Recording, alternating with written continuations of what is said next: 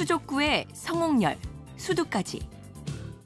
각종 감염성 질병이 어린이의 건강을 위협하고 있는데 걱정은 돼요. 요즘 환경도 그렇고 여러 가지로 뭐 엄마가 다 따라다닐 수도 없는 거 그러니까. 저희 셋이거든요, 원래는.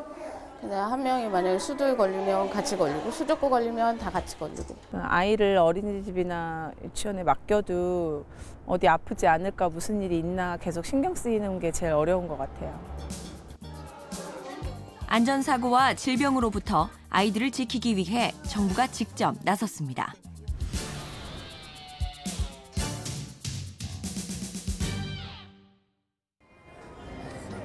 어린 자녀를 대부분 가정에서 보살폈던 과거와는 달리 최근엔 맞벌이 부부가 늘고 또 조기 교육 열풍이 불면서 어린이집 같은 전문 보육시설 이용이 보편화되고 또 그 이용 시기도 점점 빨라지고 있습니다.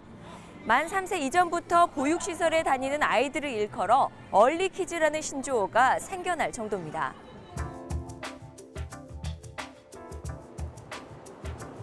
맞벌이 부부가 늘면서 요즘엔 어린 자녀를 일찍부터 어린이집에 맡기는 경우가 많은데요. 아무래도 직장 생활하니까 아이를 옆에서 지켜보는 시간이 없으니까 애가 아프거나 할 때 좀 건강 상태를 면밀히 좀 체크해주고 그런 게 좀 필요할 것 같아요. 아이들은 좁은 공간에서 길게는 하루 종일 집단 생활을 하는 경우가 많아 각종 감염병에 쉽게 노출될 수밖에 없습니다. 실제로 보육시설에 다닌 영유아가 집에서 자란 아이들보다 감염병 경험 비율이 높은 것으로 나타났는데요. 질환은 장염과 중이염, 폐렴 순으로 많았습니다. 이 같은 상황이 심화되자 정부는 지난해 7월 특단의 조치를 마련했습니다. 네, 어린이집에 다니는 그런 연령대의 아이들 같은 경우는 그 면역력이 아무래도 약해서 그 각종 질환이나 또는 감염병에 취약한 부분이 있습니다. 또 아직 몸놀림이 능숙하지 못하다 보니까 역시 안전 문제에서도 또 위험성이 높게 나타나고 있습니다. 그런데 반해서 이런 부분에 대한 대응책은 아직 만족할 만한 수준에 이르고 있지는 못합니다. 그렇다 보니까 지역사회의 의료기관의 협조를 받아서 그분들의 그 재능을 활용해서 이런 문제를 해결할 수 있지 않을까 해서 건강주치의제가 시작되게 되었습니다. 정부는 더 많은 어린이집에 참여를 독려하기 위해 건강주치의 협약을 맺을 경우 평가 인증 시 가산점을 부여하고 있습니다. 그러나 제도 시행 후 1년이 지난 현재 실제 의료기관의 참여는 더디게 나타나고 있는데요. 주치의 제도에서도 주치의가 가서 어떤 그 초등 응급처치를 했을 때 나중에 이제 발생하는 문제가 의료진에게 뭐 별다른 이제 뭐 그 잘못이 없었을 경우에는 뭐 잘못을 물을 수 없다라든지 이런 어떤 보완이 이루어지는 게 앞으로 이 제도가 좀 활성화되는 데 도움이 될 겁니다. 보건복지부에 따르면 지난해 10월 기준 어린이집 건강주치의 협약 체결률은 전국 평균 21.9%를 기록하고 있습니다.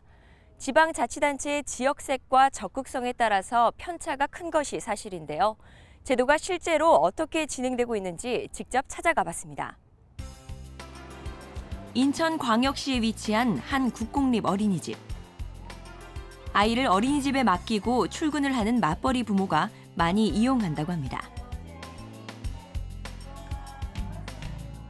또 애들이 여기서 아무리 높아봤자 7세잖아요. 근데 사실 이렇게 이렇게 안전에 대해서 특히 건강도 건강이지만 안전이 저는 되게 중요하다고 생각을 하는데 단체로 하다 보면 부딪힐 수도 있고 서로 이렇게 다툼이 일어날 수도 있고 그러면 이렇게 다칠 수도 있으니까 근데 그런 부분에 대해서 이제 그런 일이 발생을 했을 때 이렇게 엄마들 입장에서는 좀 불안할 수 있잖아요. 어린이집의 경우 면역력이 약한 영유아들이 단체 생활을 하고 있는 만큼 이로 인한 감염병에 항시 노출돼 있는 것이 현실. 이곳은 지역 내 종합병원과 어린이집 건강주치의 협약을 체결했는데요. 학부모들도 걱정을 한시름 놓게 됐습니다.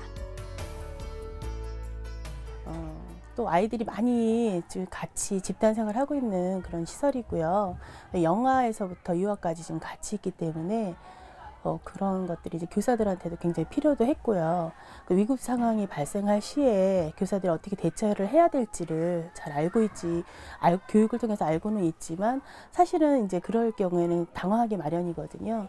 근데 이제 지추이 제도가 이제 시행이 되면서 이제 교사들이 좀 이제 안심을 좀 할 수 있고요. 건강주치의 협약을 통해 정기적으로 검진을 받을 수 있는 것은 물론 긴급 환자가 발생할 경우 신속한 대처가 가능해졌는데요.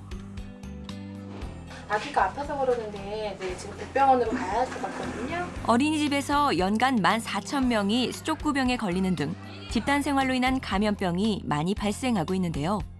병원을 찾은 아이들에게 감염성 질환이 있는 건 아닌지 전담 주치의가 진료합니다. 일단 단체 생활을 하게 되면은 아이들이 많이 북적거리는 상황에서 생활을 하기 때문에 기본적으로는 감염성 질환에 이완될 확률이 가장 높습니다. 그중에서 특히 감기 같은 것들이 가장 흔하게 많이 볼 수 있는 것들이고요. 그 외의 것들 중에서 중요한 것들은 수족구병이라든지 최근 좀 유행하기도 하는 수두라든지 이런 감염병들에 대한 주의를 많이 해야지 되겠습니다. 아이들이 특별한 외출에 나섰습니다. 건강주치의 협약을 맺은 병원에서 어린이집 아이들에게 간단한 보건교육과 함께 건강검진을 하기로 한 건데요. 또 집에 가서 집에 도착하면 또 손 씻고 자기 전에도 손 씻고 꼭 손을 씻어야 돼요. 알았죠? 의사 선생님이 직접 몸 이곳저곳을 살펴봐 주시니 평소엔 무섭던 병원이 재밌기만 합니다.